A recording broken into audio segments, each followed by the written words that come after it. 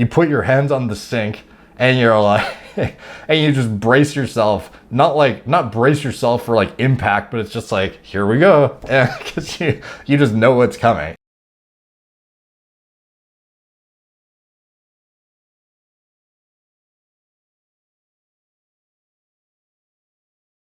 What's up, guys? Derek, moreplates.com. Today we're going to be talking about Tren cough. What is it like?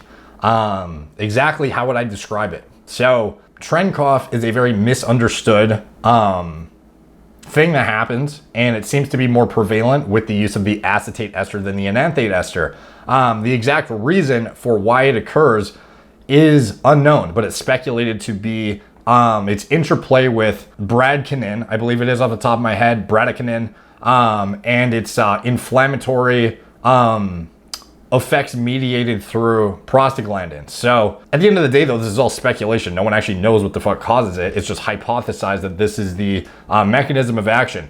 So no one actually knows what happens, but as far as like what occurs when it happens, well, first of all, basically you'd be pinning and hopefully you get through your shot before you get it. But if you don't, like, it's even fucking worse. But I mean, what happens is all of a sudden it feels like you just need to hack up a lung and you feel this buildup right here. It's not like it's on fire or anything, or like you need to puke or anything like that. It's just like all of a sudden it's like the air in your lungs is just like toxic and you're just like coughing it out like crazy. And you feel the buildup, like you can feel it coming on. And that's why I did a video recently reacting to Cody Ko and Noel Miller talk about reacting to steroid TikToks, and they talk about Tren cough in it. And I made a more elaborate commentary on it.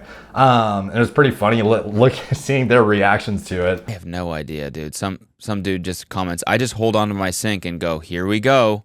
So they had a pretty funny reaction to the whole thing, and you know, expectedly, I would fucking have the same reaction if I was them. I'm hearing about this thing because it's quite scary if you don't know what's happening and you don't understand that it's going to pass and you're not actually dying. But it does, in fact, feel like you're dying, and it makes it seem like you question why the fuck you're doing it.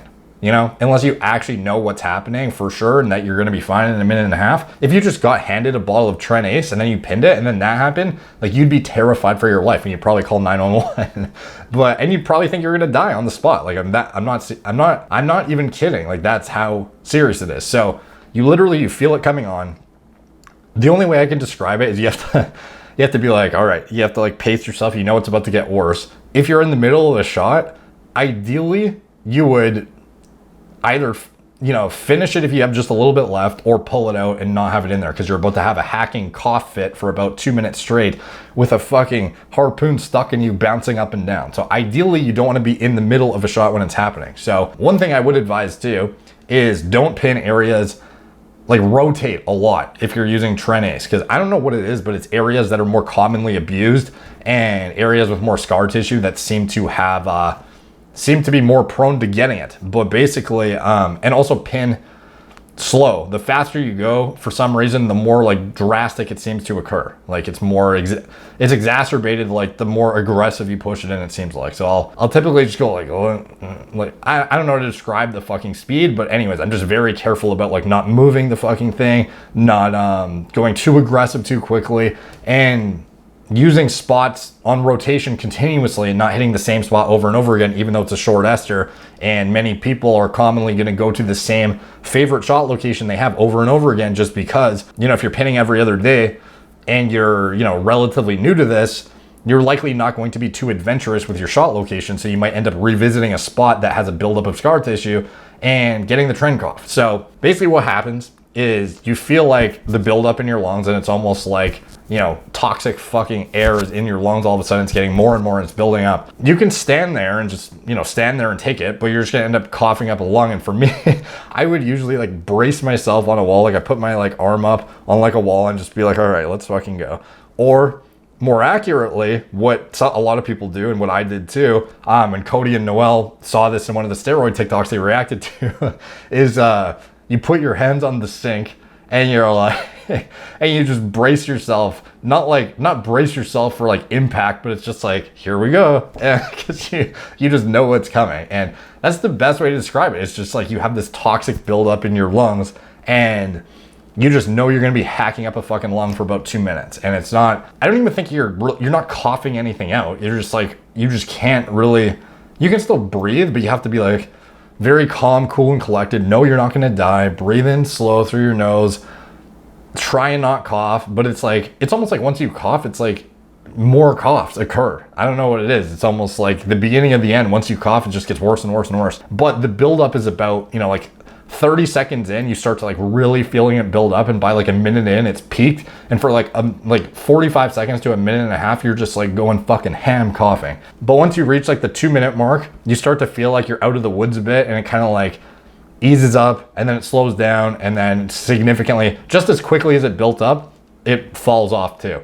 And it's just crazy like how quickly it occurs, how quickly it comes on, how quickly it exits your system. Because you would think something that has like a short ester, but has a half-life of like more than a fucking day, is not going to make you cough for like 2 minutes and then you just never cough again. Like, it's just really weird how you pin it. You get like a crazy inflammatory like prostaglandin response, and then 2 minutes later it's just gone, and that's it. You don't get it ever again unless you pin again. Like, it's, even though it's in your system for many days thereafter, just a really weird thing, and kind of fucking scary, to be honest. So that is my best description of Tren cough. If you have your own experience, drop it in the comments down below. I bet you a lot of people who are on this video would be either thoroughly entertained or would otherwise just be very interested for their own reference, and perhaps may not use Tren after reading about it, because it is one of these compounds that is not very forgiving, not only in a, the traditional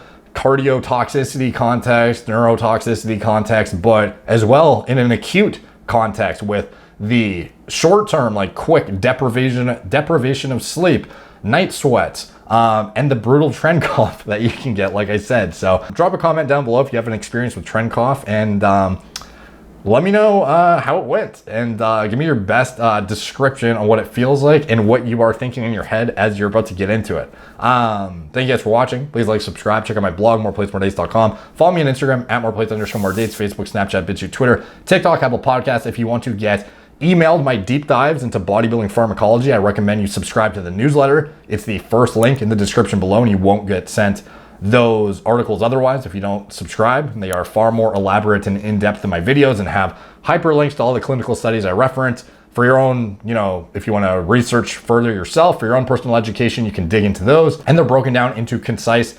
subsections with the table of contents and whatnot, and they're thoroughly proofread. So frankly, they're a lot better than my videos anyways. And my videos are already pretty good to begin with. And if you want to support the channel, you can check out anything I'm associated with in the video description below. My TRT clinic, as well as Gorilla Mind, Gorilla Mode, my turnkey nootropic and pre-workout formulas. Gorilla Mode is the hybrid formula with the maxed out dose of NO precursors, hyperhydrating agents, plasma expanders, nootropics, and a potent stimulant blend.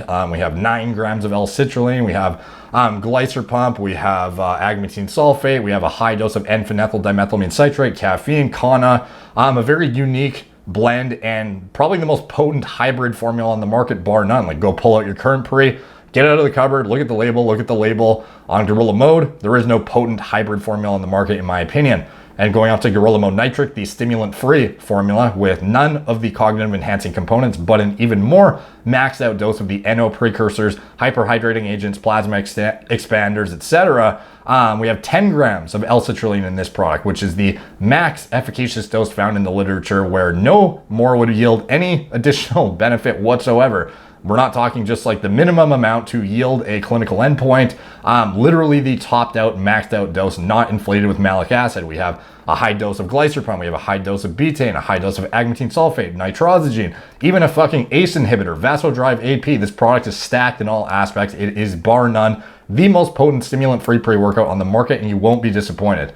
Check out Gorilla Mode Stim as well if you're interested in a Stim Junkie product. If you are one of these Stim Junkies, or somebody who just wants a cost-effective pre without all of the performance-enhancing elements of it, you just want the get up and go, the cognitive component, just pure mental performance, this would be the product for you. It's at a much cheaper price point because it just has the nootropic and stimulant properties from classic Gorilla Mode, but at an even higher dosage. We doubled the L-tyrosine in this one, doubled the Kana, increased the N-phenethyl dimethylamine citrate, increased the caffeine. This product is maxed out for the stim heads, and for those who just want a cost-effective pre that hits hard as hell mentally, but doesn't have all of the extra ingredients with the citrulline, the hyperhydrating agents, etc. So if you're interested in those, check those out. Video description below. Thank you guys for watching.